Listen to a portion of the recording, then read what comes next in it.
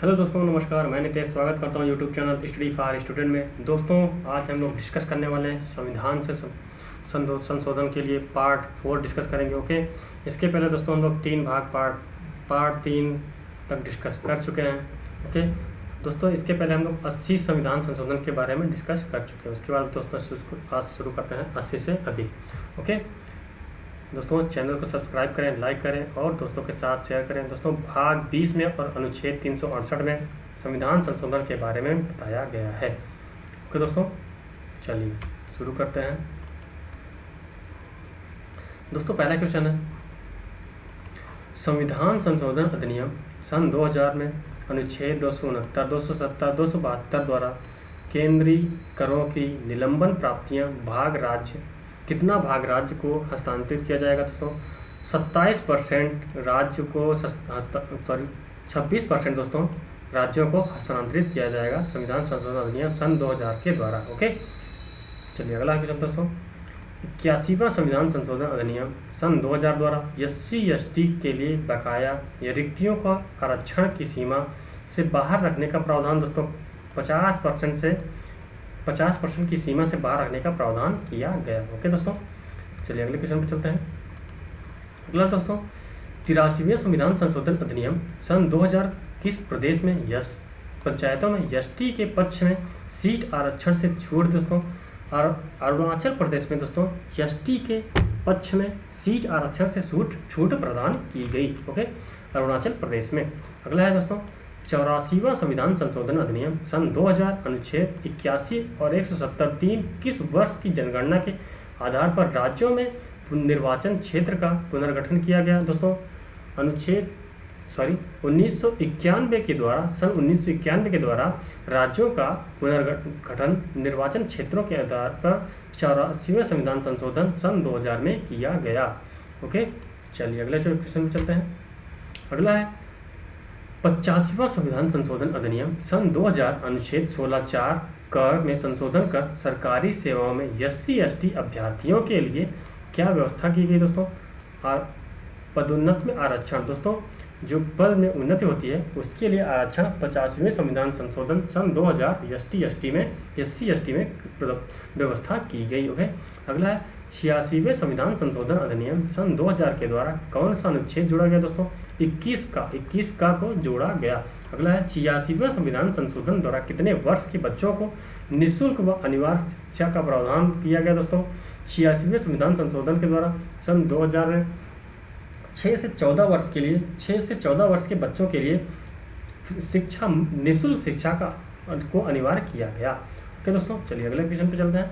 अगला है 87वां संविधान संशोधन सन 2000 द्वारा SC/ST के लिए आरक्षित स्थानों की संख्या का निर्णय किस वर्ष की जनसंख्या के आधार पर किया गया? दोस्तों सन 2000 की जनगणना के आधार पर SC/ST में आरक्षित स्थानों की संख्या का निर्णय किया गया। ओके, अगला है 88वां संविधान संशोधन सन 2000 के द्वारा संशोधनों में आंशिक परिवर्तन किया गया।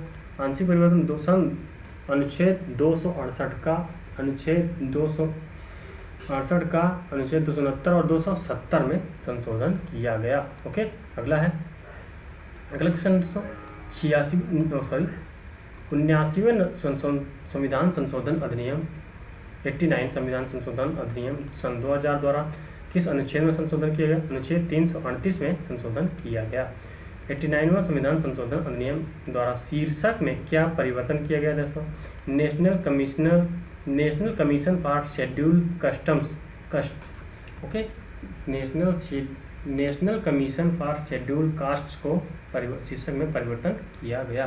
ओके, अगला क्वेश्चन दोस्तों, अनुच्छेद 338 में SC/ST के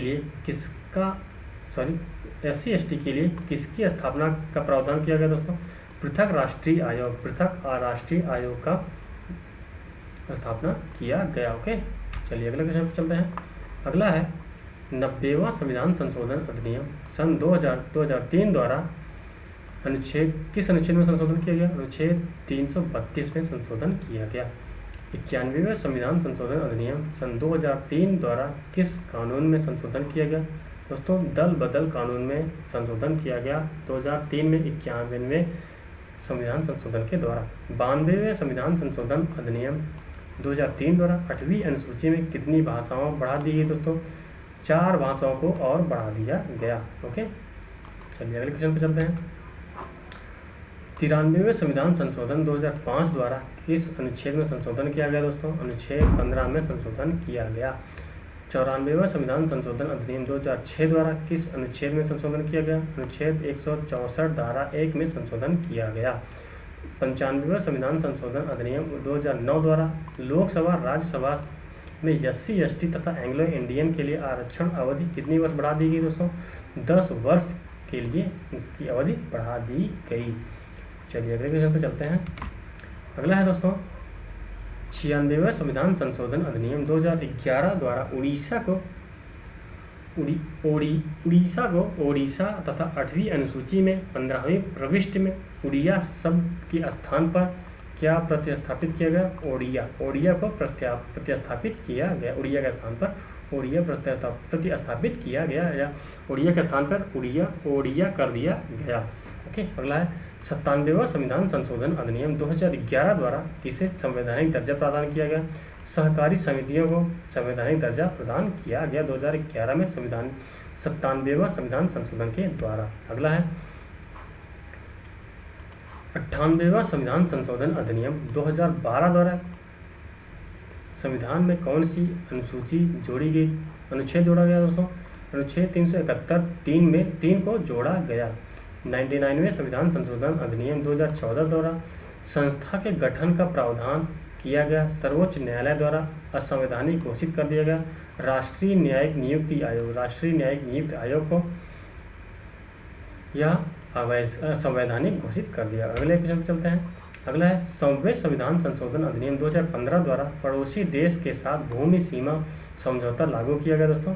यह किस देश के साथ लागू किया गया दोस्तों? बांग्लादेश के साथ लागू किया गया 2015 में। ओके, अगला है 101वें संविधान संशोधन अधिनियम 2016 द्वारा पूरे देश में कौन सा नया कर लागू किया गया दोस्तों? वस्तु एवं सेवा कर, जिसको GST कहते हैं, goods and service tax. Okay, 2017 में लागू किया गया दोस्तों, 2016 में ये पारित हुआ। चलिए अगले क्वेश्चन पे चलते हैं दोस्तों। आज के लिए इतना ही दोस्तों। चैनल को सब्सक्राइब करें, लाइक करें, ओके, और दोस्तों के साथ शेयर करें। ओके दोस्तों, थैंक यू, जय हिंद।